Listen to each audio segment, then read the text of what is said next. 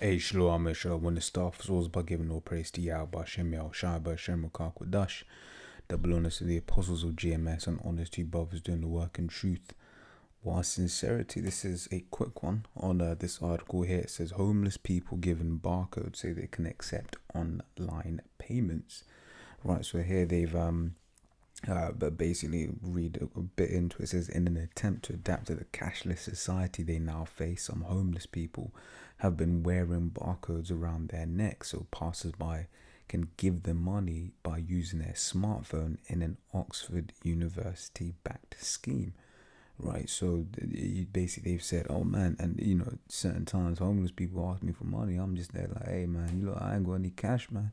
You should get a card reader. And this is what this scheme is all about. It's all about, people don't have cash. One of the things they said down here, the problem we're trying to solve here is that we live in an increasingly cashless society, right? So because society's become cashless, there's a means to, to give the people a way to get money. Now this is starting off with a QR code, right? But eventually we know what it's going to be. That's going to be that check. And even you read one of the comments here, if I can find it, where'd it go?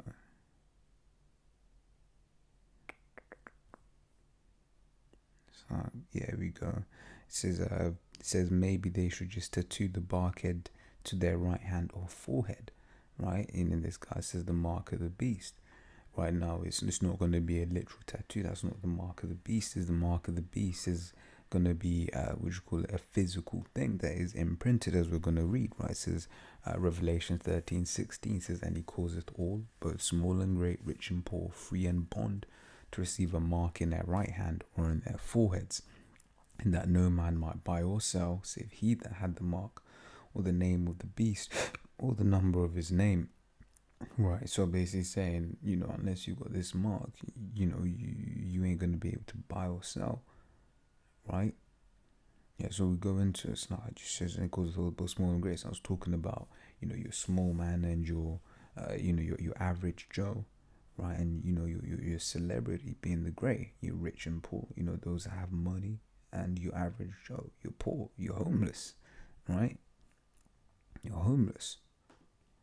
Right, free and bond, those walking about free, and the ones in jail, right, to receive a mark. Read this mark, charagma, from the Greek, a scratch, etching, right? It says a stamp, an imprinted mark, right? This is something that's physical, that's going to be put inside you, right?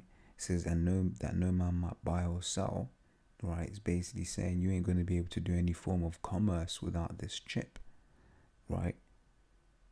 You ain't gonna be able to go and say, "Hey man, look, I want an apple."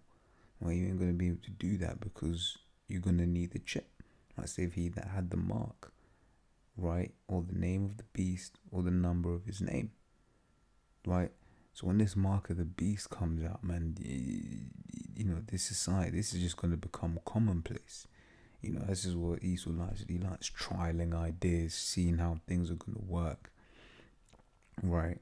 But yeah, I mean, these are just signs of the times, man. These are signs of the times, right? So, just to just to wrap things up. This is Revelations 14:9, right? So then the third angel followed them, saying with a loud voice, "If any man worship the beast and his image, and receive his mark in his forehead or in his hand," right? So you take this chip. Right, it says the same shall drink of the wine of the wrath of the Most High, which is poured out without mixture in the cup of his indignation, and he shall be tormented with fire and brimstone in the presence of the holy angels and in the presence of the Lamb.